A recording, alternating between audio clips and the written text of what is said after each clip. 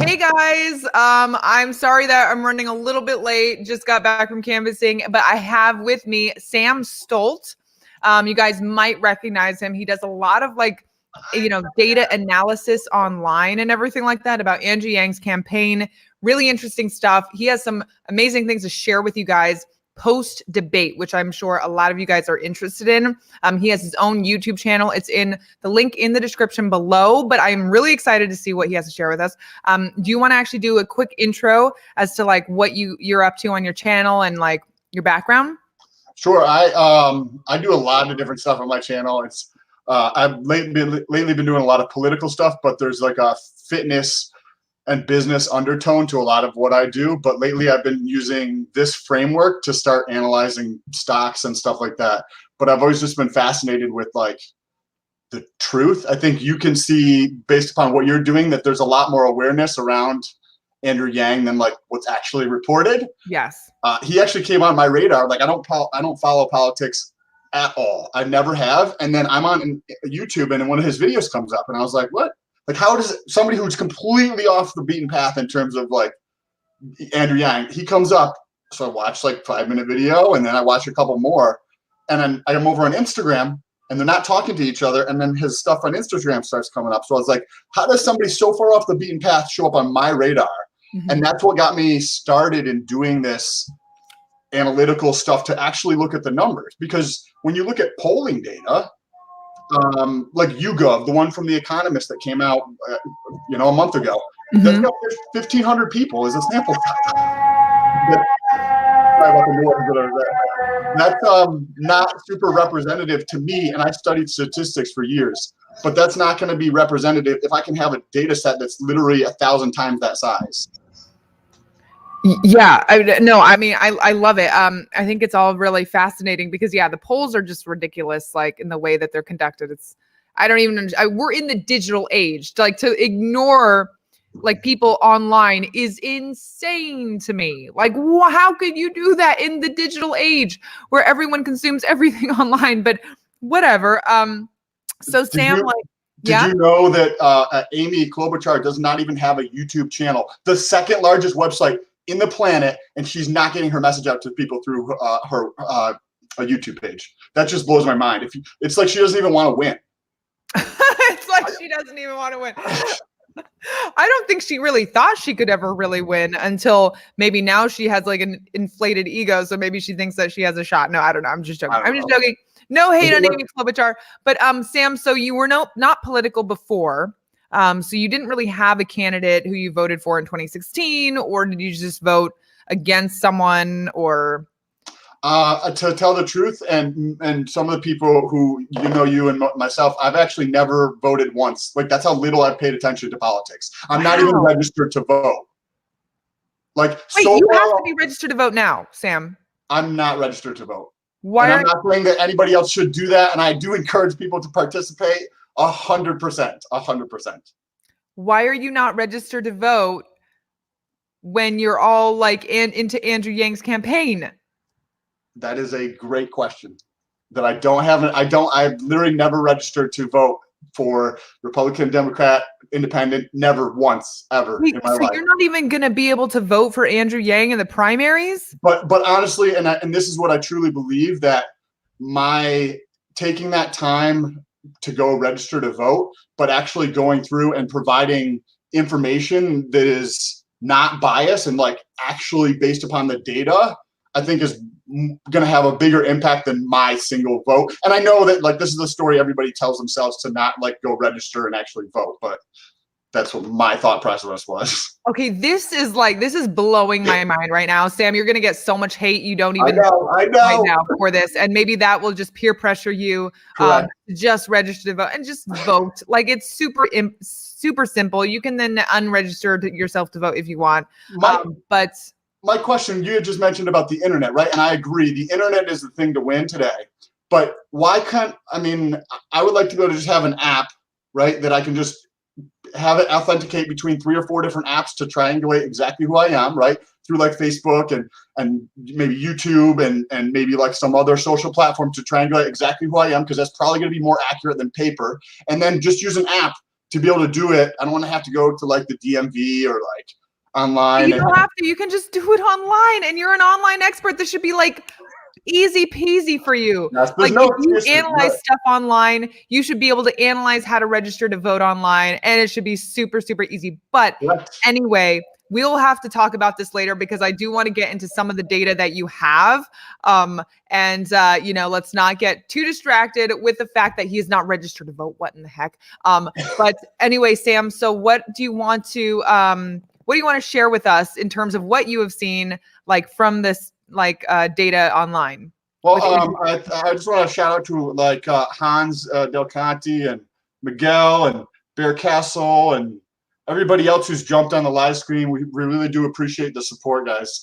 It's really helpful to get the message out to people. So I wanted to start with Andrew Yang's social profiles and just kind of take a look at what did at the debate, right? Did he go up or did he go down or was it just flat? And so I don't know if you can share my screen now. Yeah, let me share your screen. Let me try to zoom in a little bit. So this is Social Blade. Social Blade tracks social media profiles for individuals. We have Andrew Yang up on this is his YouTube channel. And we can see that the day of the debate here, he had a big spike from the couple days beforehand, an average of maybe say low 90s to mid 90s for these 3 days. For these last 3 days, and this is including today, which it's not over with, it's over 250. So a big increase in views. The same thing if we go over, so this is the same exact thing, but this is his Twitter profile. Let me just come over here. He had a 7.5x increase in his number of followers. Look at, so down here, if you can see this, sorry, the screen's a little small. We had a daily average of new followers of about 2,100 over the last 30 days. And the day of the debate, he had over 15,000 new followers on Twitter. And then the last 2 days after the debate, still a 3 and like 4x increase over what he had been getting on average. So currently, like the data is like, oh, he's going in the right direction. But we also want to understand maybe Elizabeth Warren's also growing really quickly, right? So we don't know until we take a look at like all the data. So I took a look at, and feel free to interrupt me at any point. No, let me actually. Oh no, that's not helping. Okay. Hold on. Let me try this. Can you like widen the? Yes, much better, and then just like zoom in a little bit. That'd be awesome. Okay. How's that? Perfect. That's perfect. Yes, for me. All right. Okay. So we see the same thing actually take place on. This is again Andrew Yang's profile. Which one is this on? I think this is Facebook, or this is his Instagram profile. So we come down, and this is the total number of followers. So he actually started picking up total number of followers the day before. So this is probably like a lot of chatter and you and everybody else who's helping in his campaign and spread Donald Glover. Yeah. Yep. Oh yeah, exactly. That event. Yep. Yep. And then you see the day of the event, he had 4x what his daily average was. So he averaged about 1,500 per day, new followers. And on that day of the debate, it was over 4x that. So 4x increase in terms of the growth. That's crazy. And the same thing on Saturday, or this is the day after the debate, the 21st. He had almost 10,000 new followers. And again, it's dropped down on Sunday, but it's again halfway through the day, and it's still over a 3x increase. So all the social indicators are like he's gaining a bunch of attention. If we come over to Facebook, look at this. Total number of people we're talking about him went from like negative to basically zero. We've got negative 600 to 2,900, not a ton of people, to 5,000, 18,000. So this is talked about on Facebook, which includes like mentions and hashtags and comments. So this is a boatload of increase in attention. And then did you have any questions on those pages before we jump into? Well, I was curious about how does this compare to someone like Amy Klobuchar, for instance, because apparently she raised $1 million or something crazy. Even though, do you know what I mean? She raised $1 million, I think, in the time that Andrew Yang raised 750K. Did her stats or like Google searches or whatever, did that go up crazy? Like who had the most amount of gains? Okay, well, so let's take a look before we jump into any more of the macro stuff. Let's take a look at the debate specifically. Is this? Can you still see this kind of? Because I can't see. Increased it just a little bit. Yeah. Is that good? Yeah. Perfect. Okay. So what we have here in gray are the candidates that were in the debate, and then Cory Booker, Julian, Tulsi, and Michael were not in the debate, so they're in white. And what we looked at is 4 different factors. I wanted 2 data points from before the debate. So I looked at the 30-day search volume on Google for each one of these candidates' names, and then the 7-day, and the same thing. So basically we look at the 30-day search volume for Pete, Andrew, Amy, boom, boom, boom. We stack rank to see who had the most down to the least at the 30-day, and then we do that at the 7-day to get an idea of a baseline. We want to know where we're starting at to know who had the biggest impact. Right. And then we do the 24 hours right after the debate. So I waited 24 hours till about 6:30, 7 o'clock the following day. And then I looked at the 24-hour and the 4-hour so we could take an average of those to see who was winning. And this is the pink here is before and the green here is after. And we get to see here that Andrew Yang doubled his relevance from the 30-day and the 7-day to right after the debate. He tied in terms of the most amount of gained attention on Google. These are people, you go to a website for 2 reasons most commonly: to find information and or to purchase a product or service or whatever. Those are the 2 most common reasons people go to a website. And so like people are going to Google and searching for Andrew Yang. And he was actually tied with Elizabeth Warren post-debate, which was kind of on Google. And then 4th was, hold on, I'm just looking. Yep. Pete Buttigieg. Oh, no. Bernie Sanders, Pete Buttigieg, Joe Biden. Okay. Yes. So we can see that Amy actually had the biggest increase, but like when you go from like last to like up a little bit. Right. You know what I mean? Right. Yeah. So she actually did have, I'm sorry, Elizabeth Warren had the biggest increase. She was like losing ground and somehow she gained a lot of relevance from something. And I actually didn't, like, I don't actually follow what most of the candidates say. I think I know why. It's because of the whole wine cave thing and the whole spat she had with Pete Buttigieg. So actually, no, what's an interesting addition to all of this is that, so like Andrew Yang, he didn't get into spats on the stage, right? He didn't have this back and forth dramatic moment. So I would expect to see Pete Buttigieg would get a lot of searches, and that would also be complemented by Elizabeth Warren. That might be complemented by Amy Klobuchar, because those 3 kind of got into spats on the stage. So those 3 together, right? That drama would happen, and that would kind of increase, I guess, like the amount of interest for all of them. Andrew Yang, he did not get into any spats on the stage. So everything that he is generating online is simply because of his message that he delivered on that stage, not because of the drama that happened, So I thought that's another piece of it too. It's interesting you notice that, because that's something that I appreciate. When I saw what was happening with Joe when he called somebody fat and like was like, oh, let's do push-ups or whatever he did. I just saw a little clip on Twitter and I was like, that's not the type of behavior I would particularly want in somebody to lead the country that I live in. I want somebody who's going to level up that conversation. And from the little bits that I do pay attention to, what Andrew Yang's probably the one who I do pay attention to the closest in terms of like the messaging, but I don't actually consume a lot of it.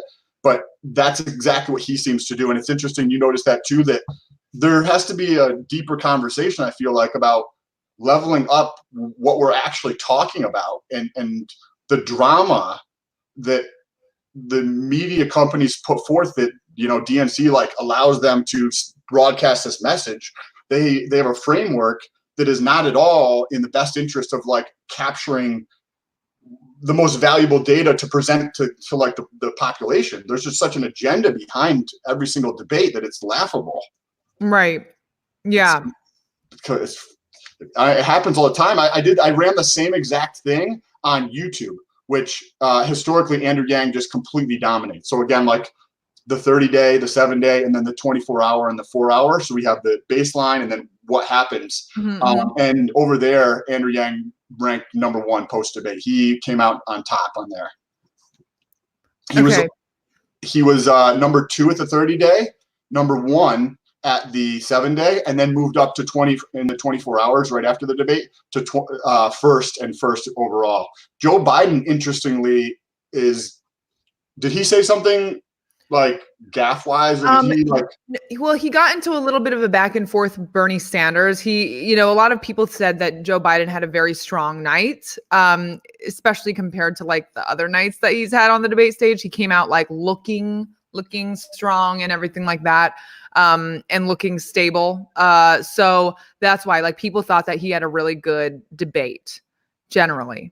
That is, it does kind of play out, at least on YouTube, not on Google. On Google, it looks like he wasn't in the he was like rounding out the top 5 or something like that. Because he actually, Joe Biden on Google lost ground post debate if you look at it.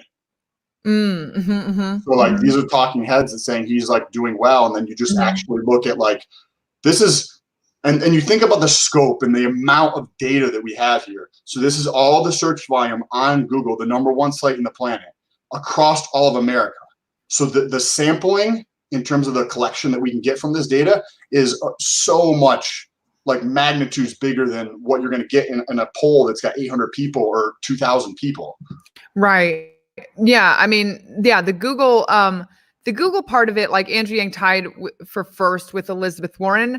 I forgot that Andrew Yang actually did call out toward the end that Elizabeth Warren is now reading his book, and he wanted to thank her for reading his book. So that, I don't know if that has anything to do with like Elizabeth Warren kind of like, and Andrew Yang sort of getting a little bit of that attention like together. I mean, any attention toward Andrew is going to be a good attention because no one attacks him or anything like that, and no one criticizes his data, like they can't. So that was one thing that happened. But Elizabeth Warren is just interesting because I don't remember her standing out to me at all, actually. Like, she just seemed to be like the same to me during the debate. I was like, yeah, my opinion of her has not really changed. But she did actually, but it was the whole thing with Pete Buttigieg, and she did get called out for rolling over her Senate run funds into the general election. So that was kind of a bit of a controversy. Springcraft Gamer, he wants to say, hey, Sam Stolt data analysis rocks. Sweet. Awesome. Let me pull up back on the page and we can get into some comments here. Hopefully you can see that and that doesn't mess up the screen too much here. Let's take a look at some of these comments. If you guys have any thoughts, let us know. So this is from Ange T reading, Warren also said that she wants mom and dad to work. Yes, that was awful. That was so bad. Warren, you don't even know what you're talking about. Just stop. Just get off the stage, please. The more you talk, the more it just hurts you. Go ahead. What's your thoughts? What is your pulse, the sense? Because you kind of build up an intuition when you do this a lot like you do. What's your sense of trying to be objective? Where do you see the energy around Andrew versus around some of these other candidates, and you're just feeling of like, hey, it looks like this person is kind of gaining a little bit of momentum, with this person tends to be stalling out? I'm just curious, based upon you are out there in the field every day, and versus like I'm looking at numbers, so I'm curious to know where those like come together. So the way I mean, here's the thing. I'm always going to be a little bit biased, right? Or like biased because I'm really paying attention to what's going on in Andrew Yang's campaign. However, I will say that I do think all of the energy post debate is really around Andrew. Like, and this is me really trying to be objective, but he had an amazing debate. The coverage, it really proves it. He's gotten so much coverage, like on mainstream media and all that, like the Childish Gambino endorsement and everything. It's really gotten him so much incredible attention. And, in Iowa, he's also trending up. Like, things have come out where Iowans are like starting to understand his message. And they're like, you know what? I've actually kind of liked him all along. And all this stuff is just reaffirming what people who kind of liked him like wanted to know before they actually committed to him, which is like, he is a viable candidate and his ideas are solid and people will get behind him. And he's legitimate. Like, I can vote for him. I can participate in a caucus and actually like not feel embarrassed. Right. Like, there's that support. So, and this is me trying really not to be biased, but the energy is actually really around him. I would say that. I think actually I think that a lot of other people are saying as well is the person to beat is actually Bernie Sanders. And I don't know if any of the data supports that. I mean, he has name recognition. I don't know if people need to if people are really watching his content, because people who are committed to him are already committed to him. They don't need to research him or whatever.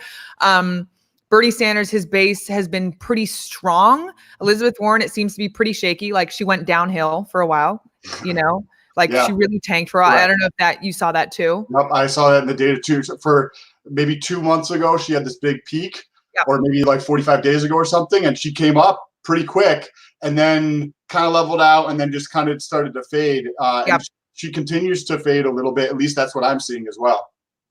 Yes. I think what you and the other people that who do YouTube around Andrew Yang is tremendous. So one of the other things that I actually take a look at, I have an awareness ranking, and this is based on a bunch of different factors. But one of the ones that I think is super valuable is I look at the search volume for each one of the candidates on YouTube, and then I filter. So let me show you right here. So this category here, right here, this category is the total number of videos that have been released within the last 24 hours with Pete Buttigieg, Andrew Yang, or whatever in the title or in the thumbnail or some likeness. So if it said Yang Gang, I would include that in there. And when you look at YouTube over the last 24 hours, when I published this, Andrew Yang had the most number of content producers making videos about him, with a total number of 59 new videos that came out around him with his name or his Yang Gang or something in the title relative to everybody else. The next two closest people were Bernie and Joe. And I think what you're doing to spread the message is one of the biggest people get messaged, hey, how can I help out so-and-so, or how can I do this? And the biggest way, whoever it is, clearly it's Andrew Yang, going out and spreading his message. So that means sharing his stuff, doing what you're doing, getting out and just talking to more people to spread the message, because it's not about the people who are going to hate. It's not about the people who are going to give you a hard time or just be like, fuck Democrats or whatever they say. Apologize for anybody who doesn't like swearing. But it's literally just getting that message out, because if you can get another 10 million people in the aggregate, even if 90% of them say no, there's still 1 million new followers in terms of who getting the message out, who can continue to amplify that. Right. Yeah. No, this is really interesting actually, because you're saying, so I was going to say the people that, now Biden, one of the things is that, when it comes to caucus, that's a whole other thing. Will people show up to caucus for Biden? And I'm really? I don't really think many people will. So that's another thing that we have to take into account. But I will say that Biden, because in the polls, he has been showing very strong in the polls, right? And so I would say that, Bernie Sanders and Joe Biden, they're the people who I feel like are taking up kind of support energy. I feel like, from Andrew Yang, they're the ones that we kind of really need to kind of, pull from to an extent, or their support needs to weaken a little bit. I'm not really sure, but those are the competitors I honestly think Warren is just going to keep going down, or she's going to stay steady. And I think Pete Buttigieg, he's going to go down. I would be curious to see if you can analyze the Pete Buttigieg thing, or what you've seen with Pete Buttigieg, because he has had a lot of controversy around his name. That's interesting, because I did notice that he was on an uptick probably maybe 3 weeks to 5 weeks ago. I saw him start to really start to pressure into that top 5 in a lot of areas. And then maybe 3 weeks ago is when it kind of started to flatten out, and he's kind of drifted back a little bit, going back and forth between Elizabeth Warren for either 4th, 5th, or 6th, depending on which ranking we're looking at or data set. But he's generally in that, the highest I've seen him, I think lately, if I remember, is, except for the one right in front of us where he's actually ranked 3rd. But on most of them, he's in the top 6, but in that second half of the top 6. Okay, interesting. Yeah, I mean, because again, there's a lot of controversy around him right now too. So that could also be Pete Buttigieg does something awful. Pete Buttigieg's campaign is over with. Springcraft Great Gamer, he commented, Yang is polling 5%, but only 10% have heard his name. This means 50% of people who know who Yang is choose Yang. Yang is going to beat FDR's record. Look, that's actually a really freaking good point. Like, we talk about conversion rate. We talk about, that's exactly what we're all trying to do, is just get his name out there.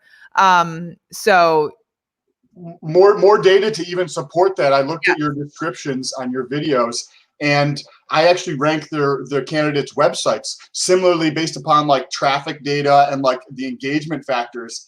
And I don't know why I don't have Amy's like full name up here on this one, but if we look at Andrew Yang's website relative to everybody else, look at this.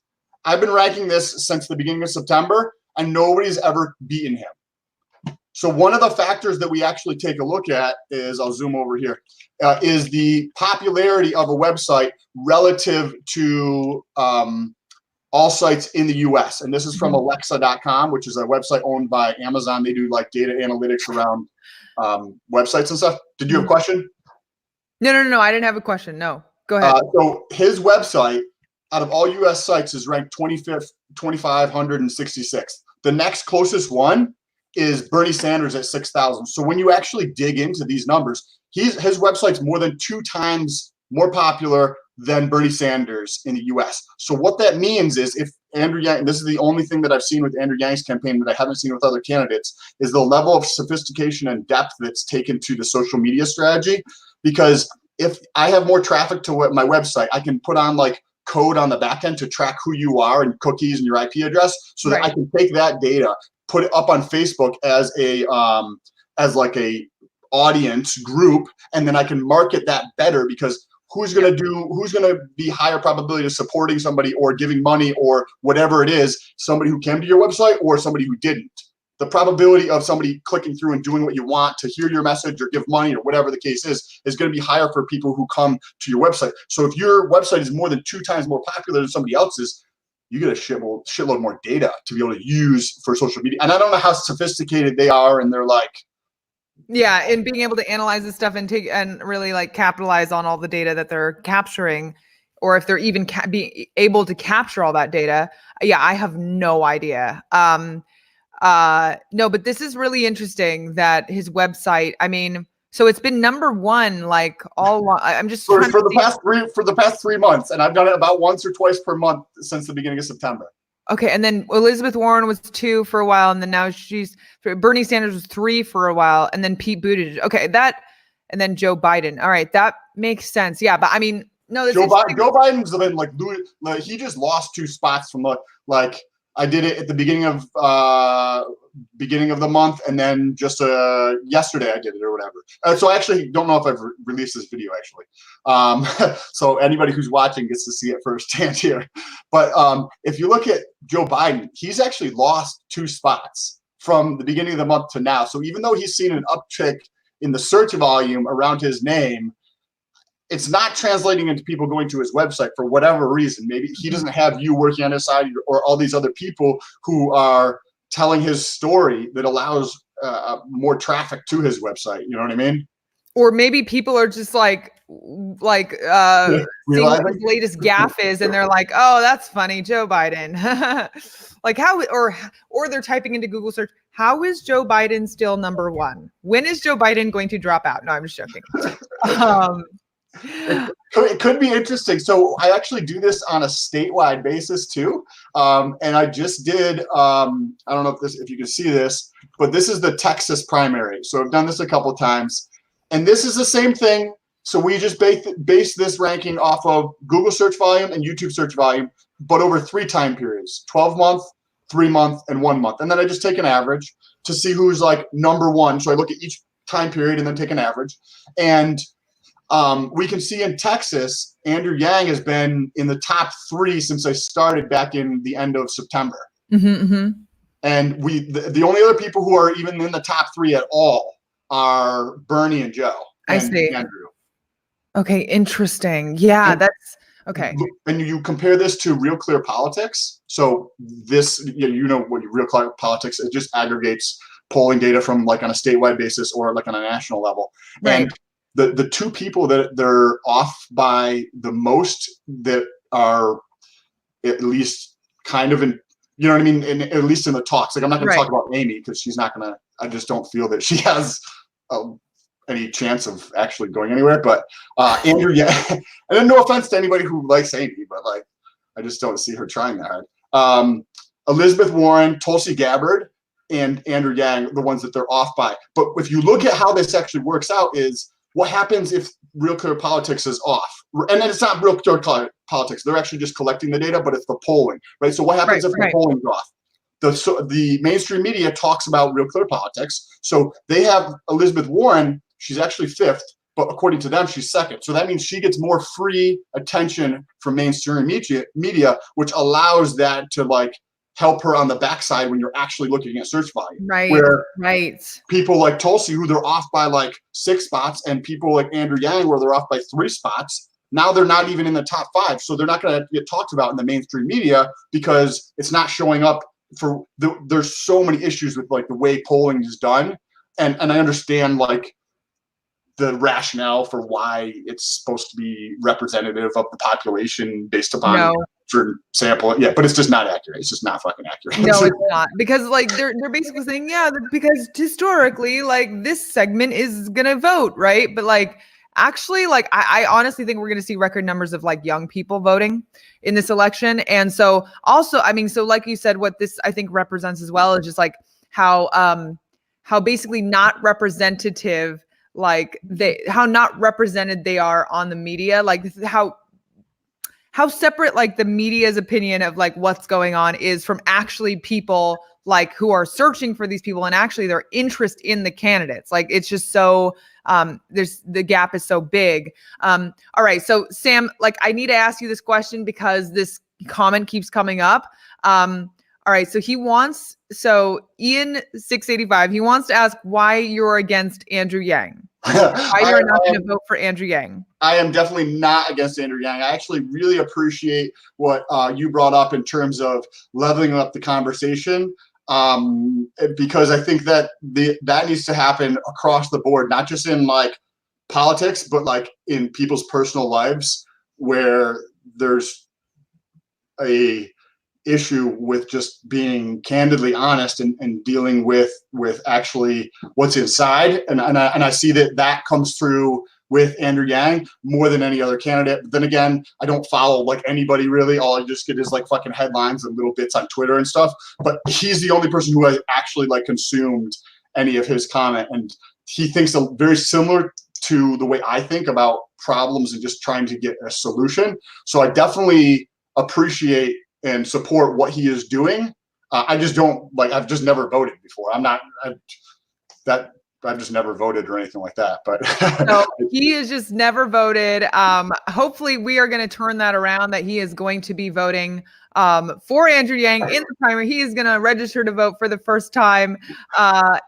Someone said Hans Del Conte. That's my boy. You, Sam. Oh, is that your boy? Yes. What's up, Hans?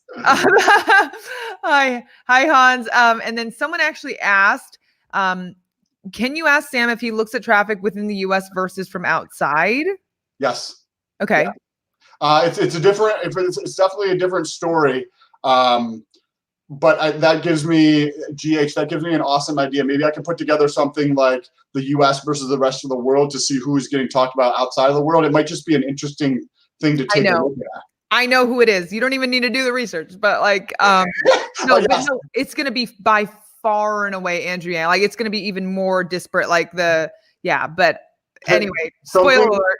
Something that I think is underutilized, especially across politics, but with any campaign in the U.S. is TikTok. I don't know if you use TikTok at all, but TikTok is blowing up. The amount of attention I've got on TikTok. So on my YouTube channel, which I've posted on every day, basically for the last year and a month or two, I get maybe 75 to 100,000 views a month. On TikTok, which I've been using for about 65, 70 days, I've got probably tomorrow I'll have like 50,000 views over the last 30 days. So if you want to get the message out, like TikTok allows you to get Andrew Yang's message out way more effectively because this is free distribution to get the message out. Where on YouTube, it takes a lot of work. On other platforms, you have to pay to get your message out. On TikTok, because it's such an early game in the social media with them, they're like Instagram 4 years after they launched or 3 years after launch, where it's easy to get attention. That's like TikTok right now. So if somebody goes over there who is actually supports Andrew Yang and starts doing content like what you're doing, they can garner a lot of attention. I've been doing it for 65 days and I've got 50,000 views of like, and I'm just posting just random bullshit, like some dance stuff, some car stuff, some mindset stuff, you know? Oh man, I can't even take another social media platform. But yes, this has been something that's been an ongoing like request from people to like get Andrew on TikTok and get all the Yang Gang on TikTok. I agree. Like if you guys can do that, maybe I'll do it at some point. But like, man, all right, okay, so okay. I'll think about it. That's a good suggestion. So we'll get to a couple of these comments real quick. Yes. Okay. Let's see, pull one out when you see one that's good. Can't get Boomer. This is from Rock Lee. And where did that go? We need to nominate someone for TikTok. Yes, William Busto. Yes, somebody for TikTok. There's a gentleman who's over there who I see posting a little bit of Andrew Yang. I don't know his name though, but I think I did follow him. And the amount of attention because attention is the currency of 2019 and going forward. I don't know if like we've crossed that point in the past,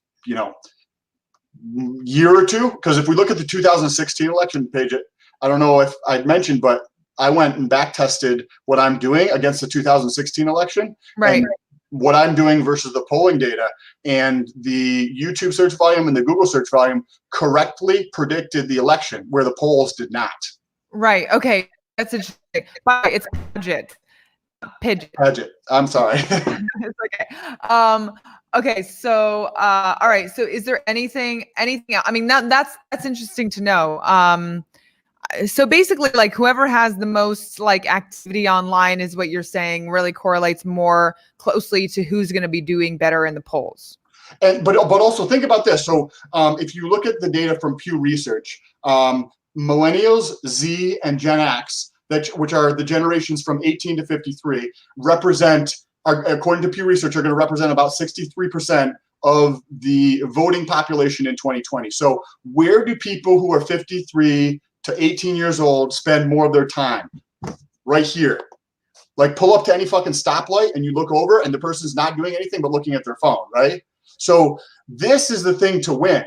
And in my opinion, I've seen it play out like time again and time again over these past several years, that you get attention here and you can accomplish whatever you want, whether you want to make an impact somewhere, you want to raise money, you want to meet somebody special, like in terms of like you want to meet a celebrity or something like that.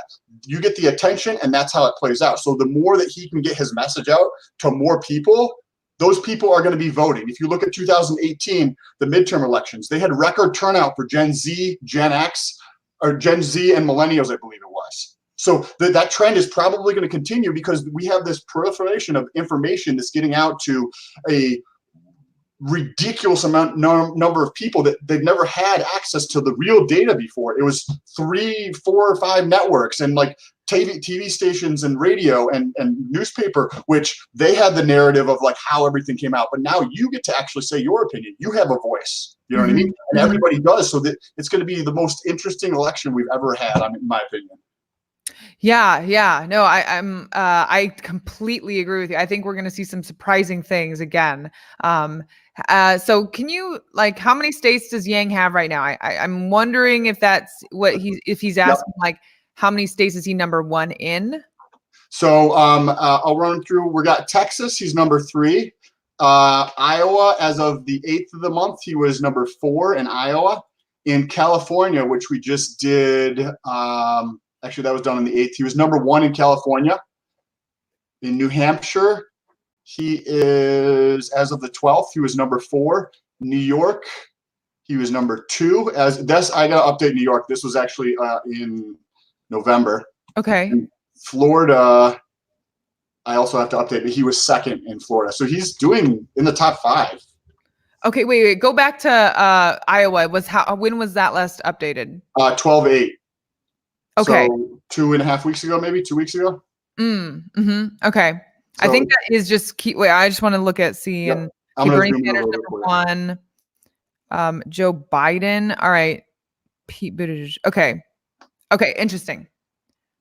And anytime, I can send these. I can send you a link for this, or just copy it to put into another spreadsheet or something like that. If you want to, like, if you ever have any use for any of this stuff. Yeah. Yeah. I mean, I'm sure people. Well, people can just go to your channel and then they can just find that stuff, right? They can just Yep. find Yep. what you're up to. Yep. Okay. And then all right. So, well, Shane, he's gonna get there. I like he's getting there with what I hear about in Iowa. Like, he's going up, but we do need to get out to Iowa and we do need a phone bank and everything like that. All right. So, what other information do you want to share with us? I might actually be going to the New Hampshire meetup for the Yang Gang. There's a gentleman who reached out to me who works for the campaign, and they have something in New Hampshire in January at some point. So I might be able to go to that and hopefully help out, or meet some cool people and just show them like reality versus like what's the media likes to say is actually happening. Yeah, no, but I mean, in terms of data, do you have anything else to share with us, like now? There's if you want to take a look at some interesting stuff, is the social factors that we have here. Let me go back over here. So I also take a look at Facebook. So this is like the talking about. This is the worst one that Andrew, and this is the last updated at the beginning of the month. Andrew Yang is ranked.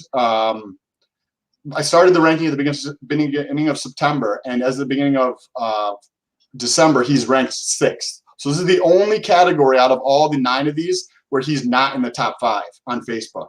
And this is in terms of mentions, right? Or tags, or what is it? So this is in terms of the total amount of people that are talking about him. Right. In terms of the growth rate of that, but plus the absolute number and the number of new likes to his page. Okay.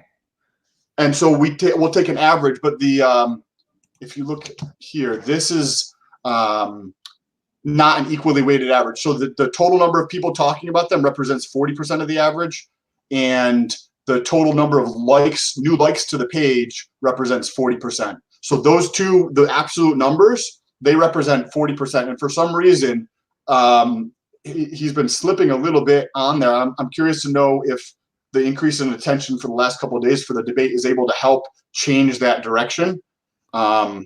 Yeah, I mean, everyone is on Twitter. Like, all of Yang Gang is on Twitter. Like, I mean, I don't even like Twitter, but now I'm on Twitter and I don't even really use Facebook. Yes, we do need to encourage more people to go on Facebook. Shane, I agree. The problem is that if like I all of a sudden just post about Andrew Yang, like it's probably going to be hidden. I mean, I'm still going to do it and I have been doing it, but it's probably going to be hidden by the algorithm because like, oh, this girl only posts when she wants to share a link about Andrew Yang. Facebook is just, it's awful. Like they changed their algorithm and really just like trying to promote specific kinds of posts for you to see, or people who are paying to have their posts viewed. So correct. On Twitter, Andrew Yang's number 1, which is kind of interesting. I think you'll appreciate this because we were just talking about it. I track the number of tweets every candidate does over the last 30 days. Like, clearly I don't have a life. This is what I do for fun. But I track the number of tweets over the past 30 days. So if you look at Andrew Yang versus like the next closest people, these are the number of tweets they've done over 30 days. Andrew's working twice as hard. He's got almost 1,200. He's got 1,135 tweets over the 30-day period. The next closest is Elizabeth Warren and Julian Castro, and then followed up by Bernie. So like, if you're showing up to a platform and you're trying to interact with people, get your message out to more people, you're going to win. And it's played out for him on Twitter because I think since I've been doing these rankings, he's been number 1 on Twitter. Because he's just putting in more effort. If you show up to the gym every day, if you show up 5 days a week to the gym, you're probably going to get results faster than me if I go once a month, Right. Okay. No, that's interesting. Yeah. I mean, we all know that our Twitter game is on point, and I think Andrew Yang, he definitely capitalized on that because that's how he speaks to us. Mhm. Because he knows that we're all on Twitter. No, but this is I mean, this is great information. I mean, it does really confirm like what we already know, which is that Andrew Yang is doing better than how Way he is better. doing in the polls, Way but better. that doesn't necessarily mean that's representative of exactly where he is in the polls Correct. again, but it does show it does reaffirm what we already know, like when we go out and talk to people and do freeway overpass, things like that, that he has a lot more support than the polls are really telling. Correct. Yeah. And even doing something which I think would be a really cool idea, where you can put together a web page or something where people upload a picture and then they're like sitting there and Andrew Yang's like this and their body gets like stitched in.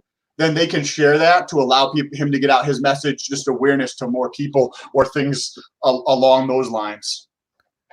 He's Oh, also, why do you think he's really strong on Twitter and on YouTube? Because those two platforms Andrew Yang is extremely strong on.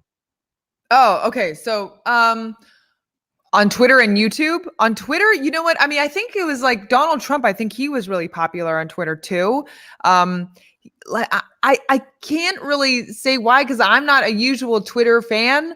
But I will. I think that like Twitter is like.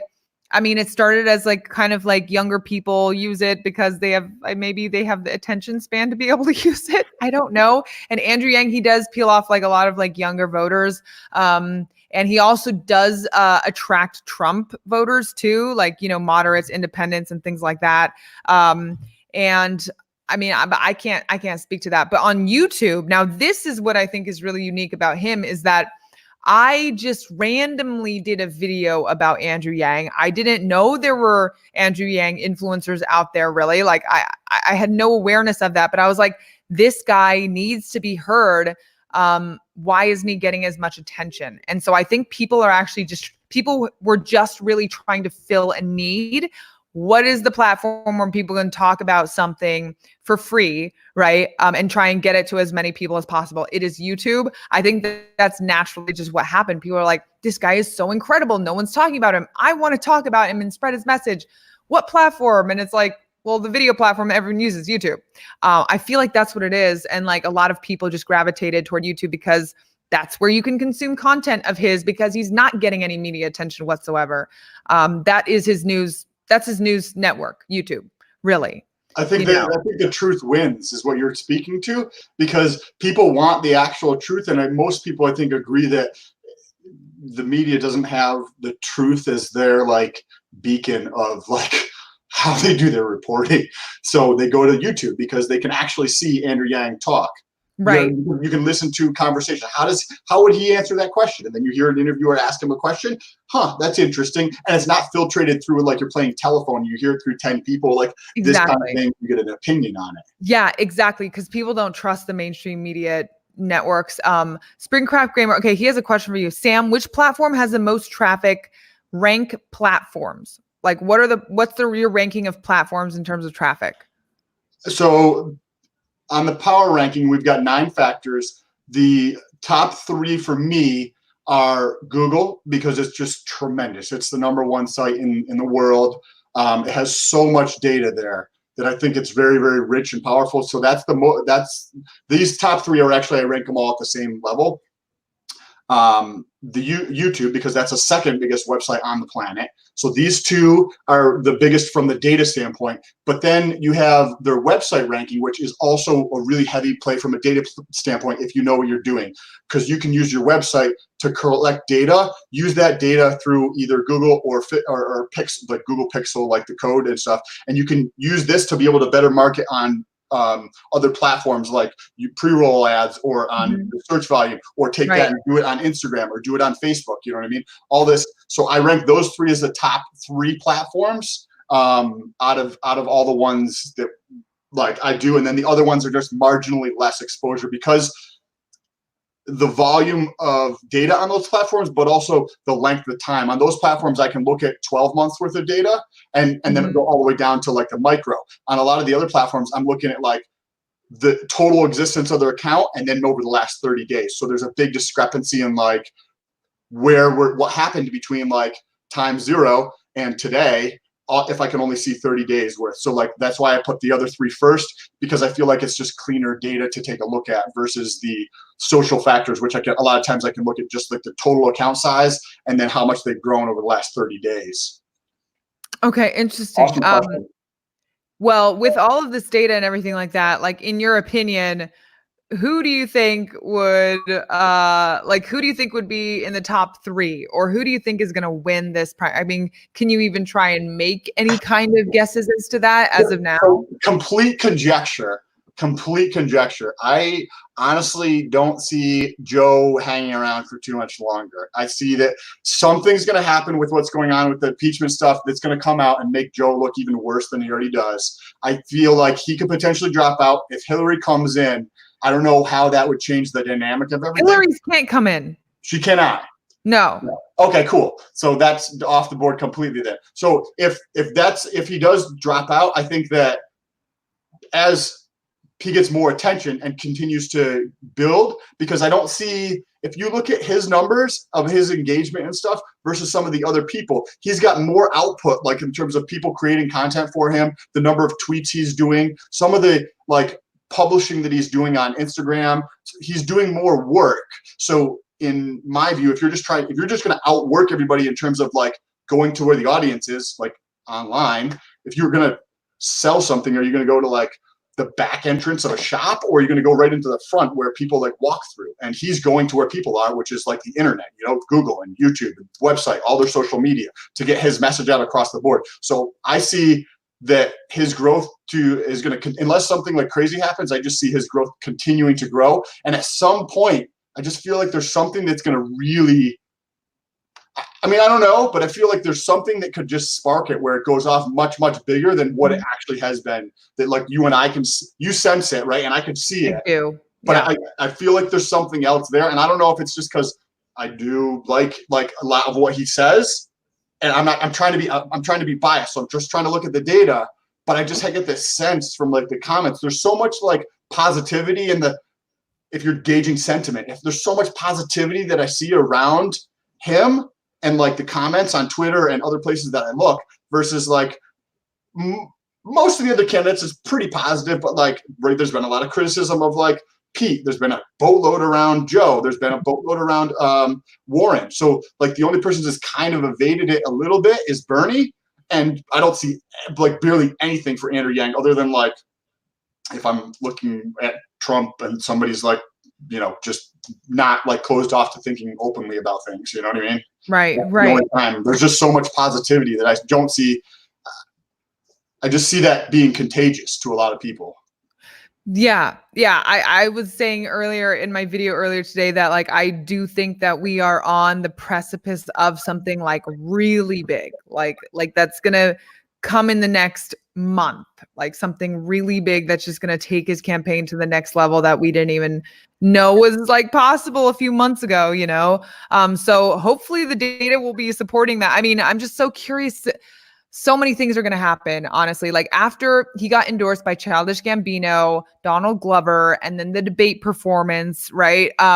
It's no wonder that he is number 1 right now, but I just feel like that's going to take off massively in the next. What's the dynamic with his wife and kids?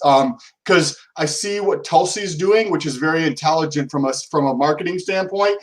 And I'm looking at it through like the lens of like business and marketing. So I'm not saying this is why Tulsi's doing it, but there's videos I saw Tulsi, like her husband's playing ukulele or something. Where does he stand on the dynamic of sharing more very intimate, authentic moments that happen? Not like intruding on privacy, but I think that people, if they can see more authenticity, that's going to be gold for him. Yeah, no, I mean, I think he is starting to show. Okay, so for instance, I went to Evelyn Yang fundraiser yesterday where it was just her. She was just talking about like her own experiences as a stay-at-home mother and why the policies really resonate with her as a person personally, right? Not just as his wife. It was really powerful, and she's going to be doing more solo events and things like that. She's been talking more. I feel like that is kind of bringing together like a fuller picture of Andrew Yang as a human being, not just says this tech billionaire, which is completely crazy. So I think that is also going to help him massively. Like they can see this couple, this family in the White House. So yeah, I think he's doing more of that. And also his ads in Iowa, for instance, they're all around his family. They all show like, almost all of them show like his whole entire family, Wow. his young boys and stuff like that. So he is doing more of that. And I don't know how close you are in contact with them. And there's somebody else who reached out to Twitter. So I've done a deep dive on his actual social profile and with his YouTube channel. And you can articulate this to anybody you have in contact with the team. And I'm sure they probably have some degree of it already. But if all those moments when he's interacting out, even if it's just like backstage and his campaign guys talking to him, if they're filming that and pulling nuggets of that, like gold out, you can use that as a 30-second clip on Instagram, or taking the backstage preparation stuff where he does this. This is new content for YouTube. It can go on Facebook. It can go on Instagram. It can go on Twitter. All of this content, because people want to see what's going on, right? Especially with how enthusiastic people are around Andrew Yang. If they get to see like more of like what every single campaign thing should be filmed and put up online. Like all the stuff that he's doing throughout, like, hey, what is he doing in terms of being on his phone? What's his strategy for doing that, right? Like, and then people are going to see what his strategy is to try to help him out. You know what I mean? Yeah. Talk about that kind of stuff. Yeah.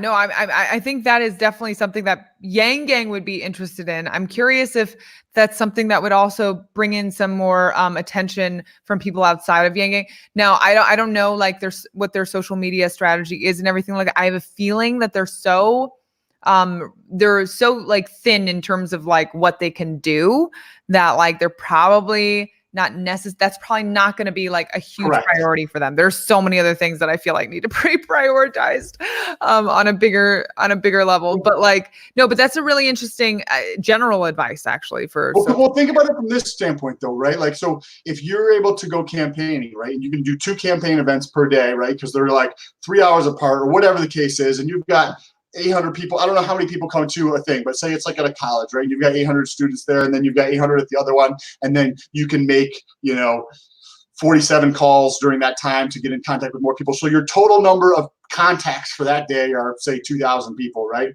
Now, if you filmed all that, you could still do all that stuff and just now take that and put it up online. Now you go from seeing 2,000 people to get your message out to putting it on YouTube and 147,000 people see it. So then you have way more of an impact because there's the whole thing is getting the message out to more people.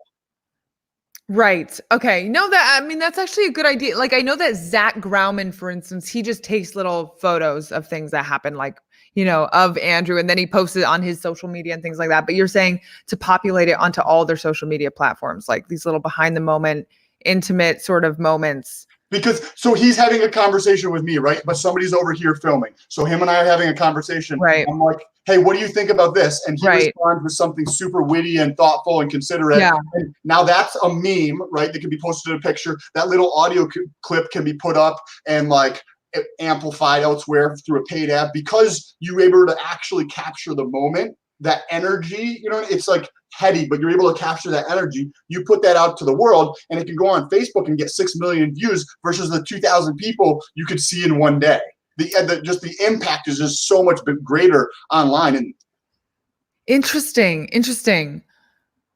Why would that get more views though than like one of his interviews or something, or one of his, or like people want that they want that energy where it's like you said something that's super impactful or that would touch me like an emotional way or vice versa. And whatever it was super insightful or thoughtful or considerate or witty. Mm-hmm. And for whatever reason, sometimes it just pops. Like I had some stuff go on TikTok just tonight, and I've got over 50,000 views just tonight on a couple of things. Interesting. Okay. No, that's actually a good point. It's something that maybe I can try and bring up with the campaign. Because all those little, so he says something, just like a one-line zinger, right?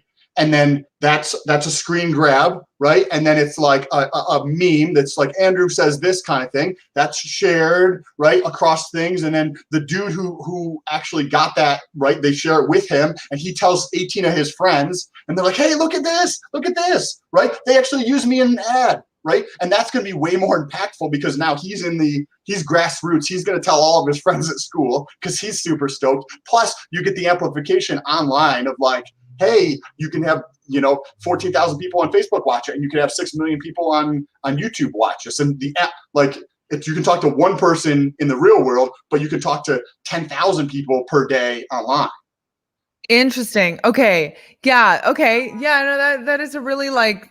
I'm not social media savvy, but I've definitely heard something like this where you have one piece of content and then you can generate so many other pieces of content that you can turn it like for different platforms and like kind of like gear it toward different platforms to get like just more exposure out there. Yep. So and one of the things that's interesting is so after I do one of these, what I like to do is I will actually go through, take my phone in portrait mode, and I will film a recap of the YouTube channel rankings of the Democratic candidates, and I'll put that up on Instagram. And then I'll say, hey, Instagram, or hey, TikTok, YouTube rankings of the Democratic candidates. Hey, Facebook, and it's individual because every platform has its own little like nuances. If I just came up to you and I was like, hey, buy my shit. Or if I came up to you, I was like, hey, and built a little bit of rapport with you. And then I said, buy my shit. There's a higher probability that you're going to buy my stuff if I had a relationship with you. The same thing happens in the real world. If people are able to consume the content, even if they don't like them, and then they go to the store or to the ballot and they're like, hey, I've heard of Andrew Yang's message before a lot, and I haven't really heard of Amy or Corey or these other people very much. I'm just going to vote for this. And we see it play out with like makeup and like products. It's the attention, but I don't think a lot of. I mean, I'm really deep into it, so I'm 100% biased, and I could be wrong, but like the data is pointing in the other way.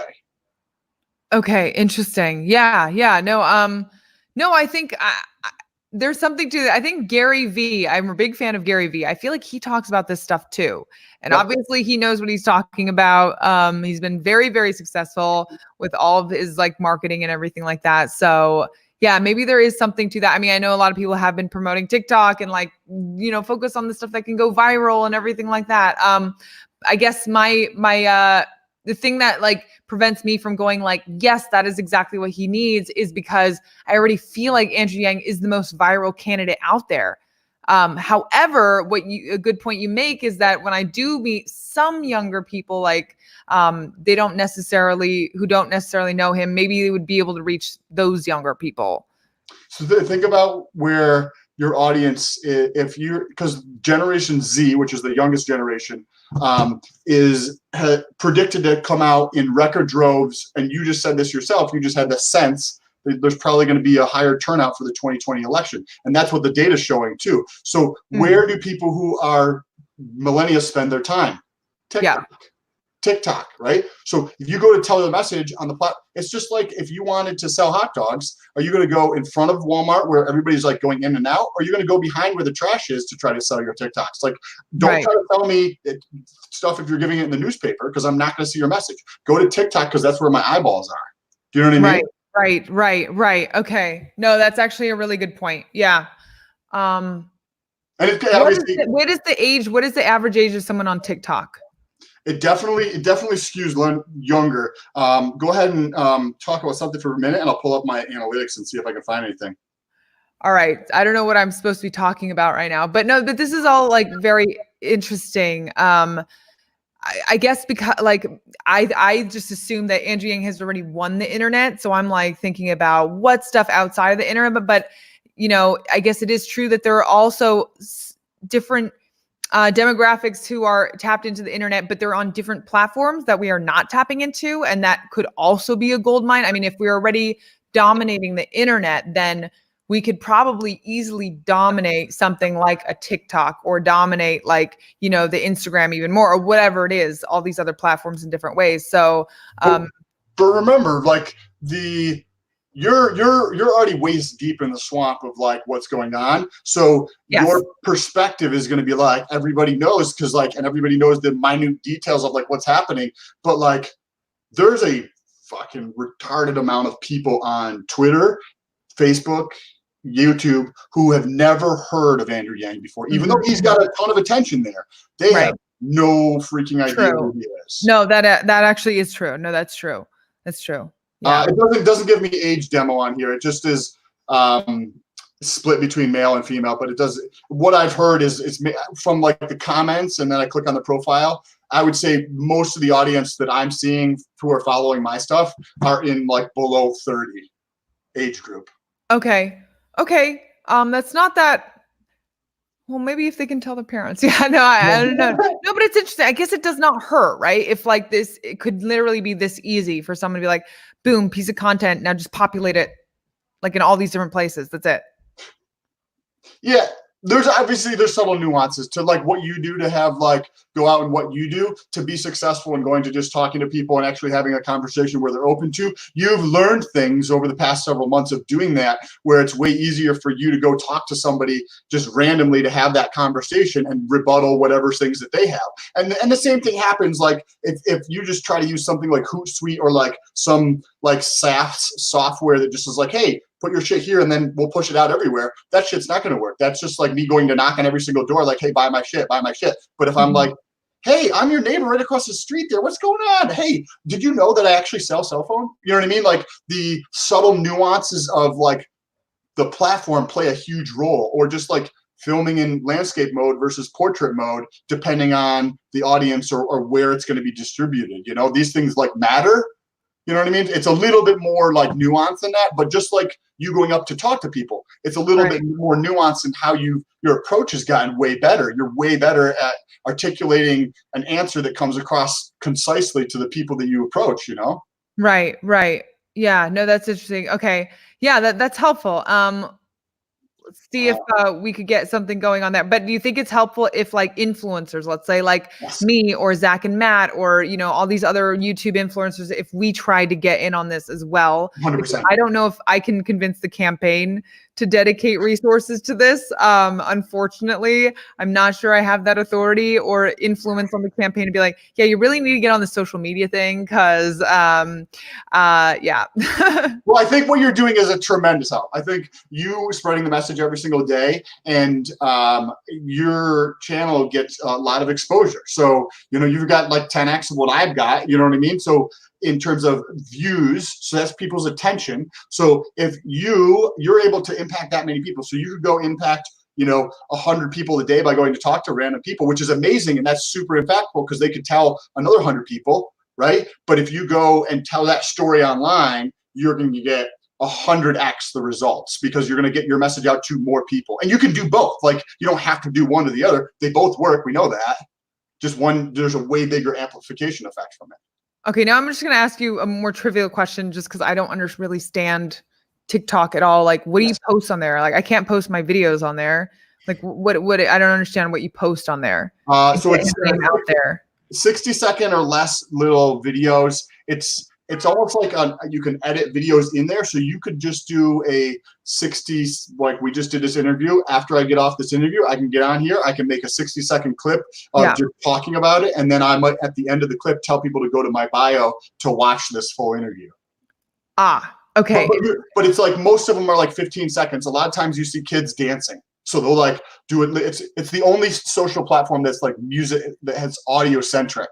So it's got like a different vibe. Like think of Instagram, it's pictures. Think of Twitter, it's text. Think of Facebook, kind of like a catch-all for everything. This platform is audio centric. So somebody can take my audio and then make a parody of it using my audio, and it's super easy. You just click there and you can take whatever I'm saying and then turn that into a piece of creative that you have. Okay. So you could take little bits or clips from here, or just literally pull your phone out as soon as you finish pressing publish for a video and do like a 35-second recap of the video. Hey, TikTok, what's going on? I just did a video about this, and just give away all your best stuff. Think of it as like a preview for a movie, but don't hold anything back. Ah, okay. Okay. Interesting. All right. No, that's helpful to know. Oh my God. Another platform. All right. Okay, cool. Yeah. Or like even clips of Andrew Yang speaking or something like that. Little clips, like his best clips of him speaking something like really concise and like impressive. Yeah. Okay. That's awesome. Yeah. Cool pictures. Yes. It's interesting. There's a lot of comments over here. Can TikTok? Can I TikTok? Yes. Mima da They mentioned that they can TikTok. Man, yes, you can TikTok. You could do literally just take the clips from you. You could literally just hold your phone out, have a video up on YouTube, film 30 seconds of it, and post it. Like, it's not super sophisticated, but it is getting the message out. And then you put some hashtags in there for Andrew Yang. It is getting the message out. There will be people who see it. Right. One way to at least get started there. TikTok 30 seconds of all the Andrew dances. Yes. Actually, that is not a bad idea. That's perfect. Parain, that's a perfect idea because it's super audio centric and there's a ton of dancing on TikTok. That's an awesome idea if somebody wants to do something like that and take the clips of Andrew Yang's dance and everybody else's parody of that and put that up there as an account, because you can actually start challenges on TikTok. Oh my gosh. Oh no. Okay, interesting. Challenges on TikTok. Great. Another thing that like I don't know what you're talking about. All right, awesome. No, but this is an awesome idea. Okay. Oh, wait, Steve actually just did a TikTok. Hold on. Steve. Oh, perfect. Hey, Steve, I want to know what your TikTok is. Hey, guys, I'm going to show you this. It may be terrible. Please be kind to me. Oh, my God. What is going on right now? Where's the camera? Oh, there's a big camera. Steve, you know where the camera is. You're just like... We're using this thing. Yeah, what did you... Let me try and show you my TikTok. Hey, ask Steve what his username is. Steve, it's blurry. It's blurry. You have to move it back a little bit. Yeah, there we go. Oh, it's perfect. Hold it there. Steve, what's your TikTok? What did you do? What did you do? It's saying now contribute. I made a donation to Yang 2020. You did a TikTok making a donation to Yang 2020. So I went to the website. Yeah. Then I was wearing my math hat. Yes. Sorry. And then I clicked a $5 donation. Oh! Yes. Very, very that was it. Yeah, creative. Steve, you can download that. You can download your little clip, Steve, and you can post that on Twitter, because I'm sure you'll get people who watch it on Twitter too. Okay. I'll try. Nice. Okay, that's actually a good idea. Love all the stuff, Sam. Thank you. Yeah, of course. I like how he's just in there like trolling, like listening to the interview. But anyway, that's really awesome. No, this is actually this is helpful. People have been saying that we need to do TikTok for a while, so Steve is gonna kick it off. Perfect. Anybody who wants help, feel free to reach out. I'm happy to help if I can help in any way. Yeah. So Sam, you need to register to vote at some point. I think I'll make a video on that actually, because I do have to figure out how to register to vote. And just go to vote.org. It's that simple? It's really that simple. And then you click on your state. No, vote.gov. Sorry, vote.gov. Sorry, did I not say that? Sorry, vote.gov. Vote.gov. I will register. Oh my gosh, look at this, you guys. Hold on, I need to share this. He's going to register.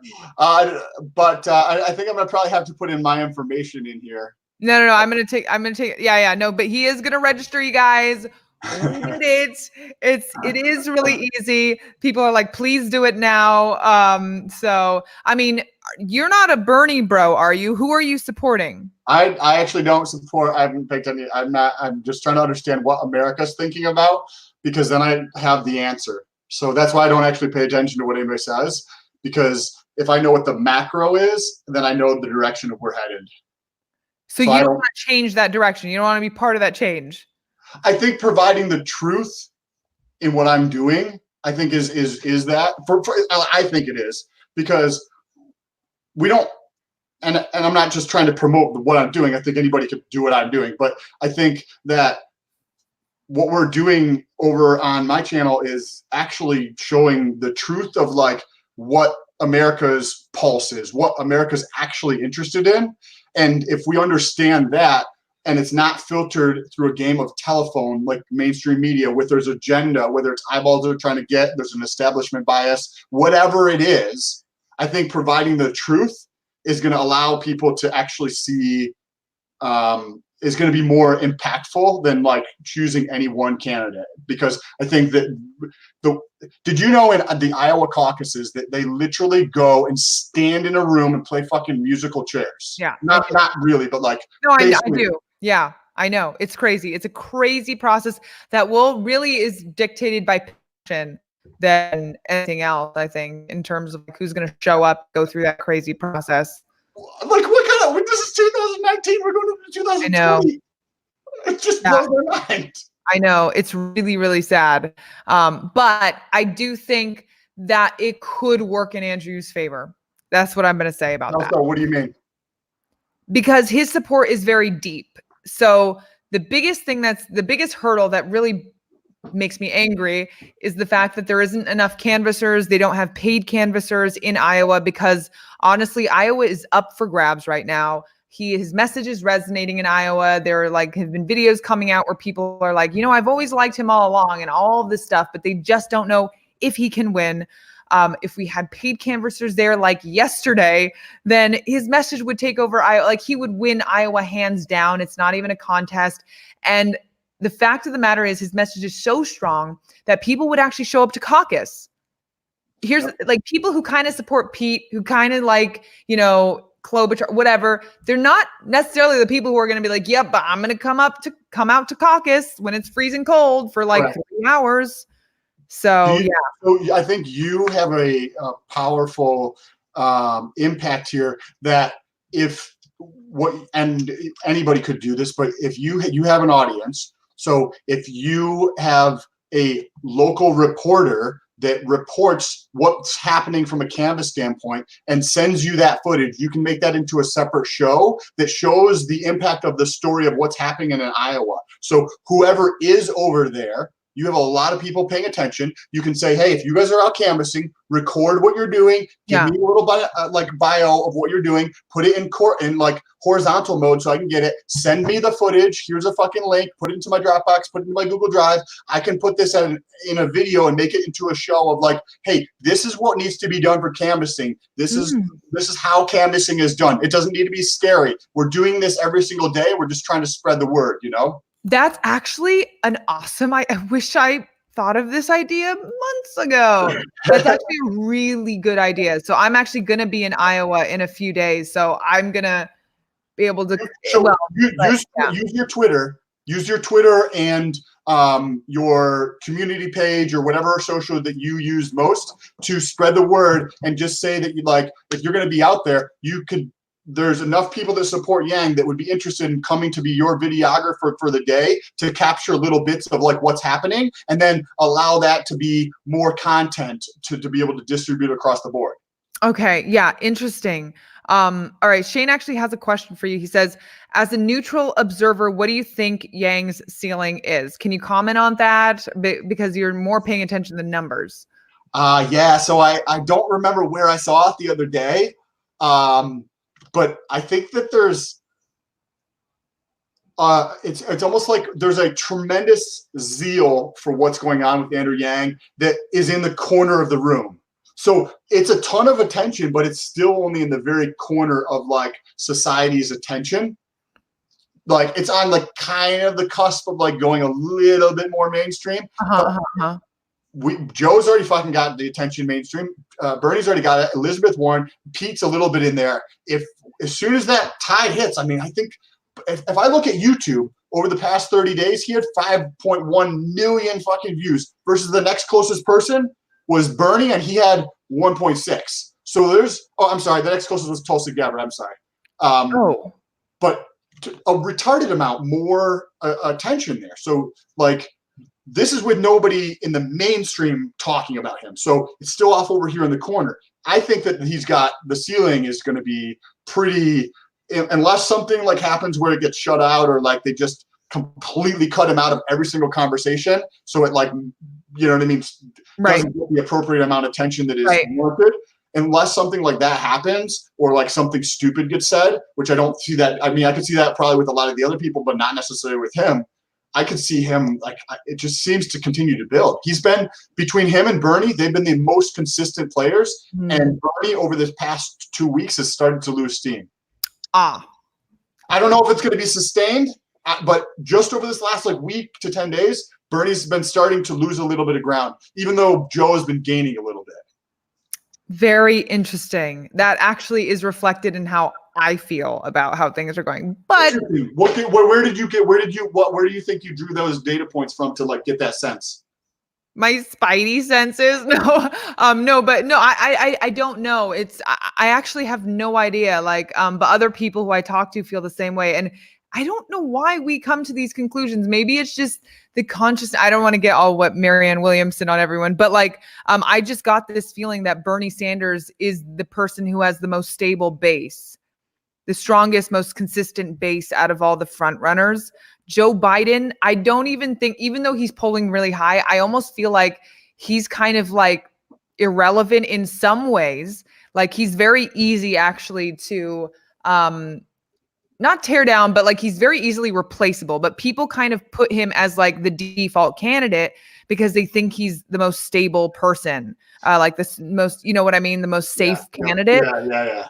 But it doesn't mean that they're excited about him. And so for lack of anyone better, because they don't like Bernie, because they might think he's too communist or socialist, they don't like Elizabeth Warren for a number of different reasons, and then Pete Buttigieg has all sorts of problems in getting the black and brown votes. Then they're like, oh, I guess maybe we have to go with Biden because I don't know who else is out there, but like right. It's interesting you say that because I feel similarly. Like I go through and I'm like, is there too much? A lot of Bernie supporters are like very enthusiastic, but he's still got that stigma that it's like super socialist and like exactly what you mentioned. Warren's like wealth tax. It is what it is. Like if you're gonna tax me and I'm super wealthy, I'll probably just leave the country. Like, and I know that's like not gonna everybody's gonna like, well, fuck Sam or whatever. But there's smart people make money because they know how to handle their money. So if you try to fucking tax somebody with a lot of money, I'll just figure out a way to like not pay that tax. Mm-hmm. Whether that's moving assets abroad, leaving the country permanently, like. You know what I mean? People are going to protect their money. Like, how the fuck do you think they got billions of dollars? Right. It's complicated. Like, you can't understand how many moving parts are going on when you get to these hundreds of millions of dollars. Like, there could be 179 different entities that control this that allow. It's very, very complex stuff that most people. It's just not. You know what I mean? I don't think so. I don't think she has the support. But then you go back and forth between Andrew and Pete, and Pete's got this like. And I'd love to hear your thoughts because this is just the sentiment. Like I'm trying to pull from like the comments I read, is that there's almost like I don't want to use the word arrogance, but there's almost like that sense of that I get from like Pete in terms of like him just giving that off. And I don't know, like I don't pay attention to it, but there just seems to be a little bit of a sense of like I'm better. And I don't know because I don't pay attention to what he actually says. Yeah, Pete is incredibly arrogant. I think that is coming off more and more. And I think that is hurting the people who actually supported him in the beginning because of the certain qualities that they attributed to him, which was he's so humble and, all of this, he's a veteran and all that stuff. I actually think he's quickly losing his charm. However, people see him as exhibiting certain really nice qualities. Like he's very smart, he's articulate and all of that. He was a veteran, all these like kind of superficial qualities. But I do think, especially after the last debate, that people are starting to see through the shallowness of all of that. Like I'm just starting to get that feel. Like when I was watching the debate in person and he would talk and he would go on along long tangents about like these beautiful like phrases about random, I wasn't even be able to listen.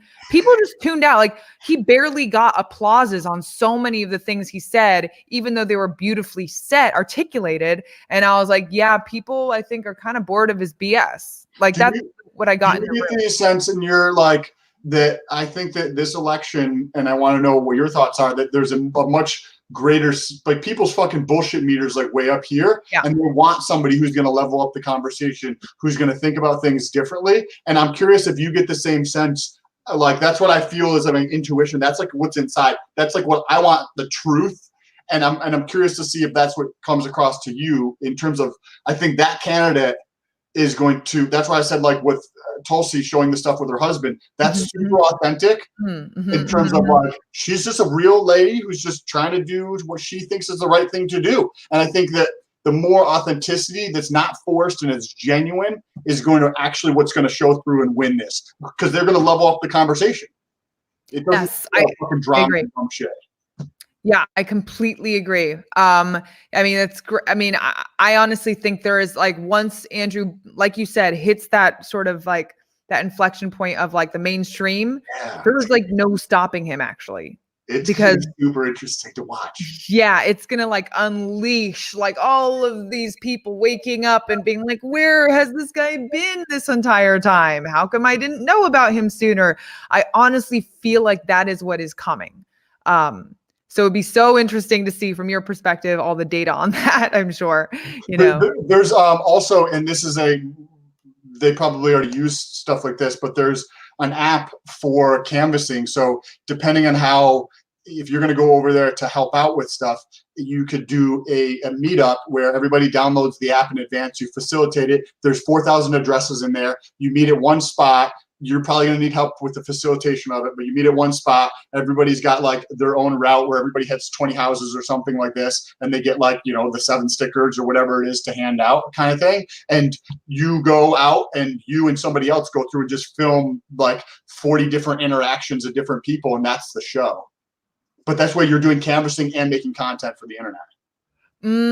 Okay. Yeah. That's interesting. I need to kind of suss it out a little bit. Cause like sticking a camera in some of these people's faces, like in California, it's totally different. Like in Los Angeles, you have to let them know up front. Like there has to be communication, of course. In Los Angeles, I feel like more people like to be on camera. It's LA, it's Hollywood, they're used to this idea of potentially being filmed at any moment. In Iowa, I feel like people be like, get that out of my face. What are you doing? Like, this is so indecent. You're right. You're definitely right. No, but I might be wrong. Like younger people, I think they might actually think, oh, this is pretty cool. Like you're from California, but like for older generations, I think they would be really put off by that. But I wish that we could do that. I really, really do. Yeah. So that's something that I'll see if we can do just to see if we can spread awareness on like, what it's like to go out canvassing and like. Because, there's probably a lot of people who watch your content, who support, and they literally just don't know the steps. So if you literally just went through and told, I see. And I don't know if you do, and you tell people exactly what to do and how to do the stuff. I see. No. Yeah. Like go to the office, like get the app. Now this is like how you use the app. And then and so that the most basic level you could possibly bring it to show people exactly the steps to do this. Yes. No, that's great. Yeah. Mm-hmm. And you could do it so that they share a screenshot after every time and tag you on like a Twitter or something like that, No, it's all great ideas. You're full of a lot of good ideas, Sam. I'm happy to help if anybody has any questions, or if you have any questions, feel free to reach out. I love this stuff. Yeah, so feel free to reach out to Sam, like on his channel. The link is in the description below. He is going to register to vote, and hopefully he's going to be voting for Andrew Yang come time, because the data is going to be supporting that. But yeah, I might be going to this comedy fundraiser like very shortly, so I need to head off right now. But it was awesome having you on. Thank you so much for sharing all that data. It really does actually reflect and support a lot of the sentiment I think a lot of people are having in the Yang Gang. So it's really good to see. Thank you so much for all the stuff that you put out and for your time. I appreciate it. If I can ever help with anything, feel free to reach out. Yes, totally. For sure. Thank you so much, Sam. Hey, I'll talk to you soon, Paige. Yeah. Bye. Thank you guys for joining. Bye, guys. Thank you, everybody, for stopping by. Bye.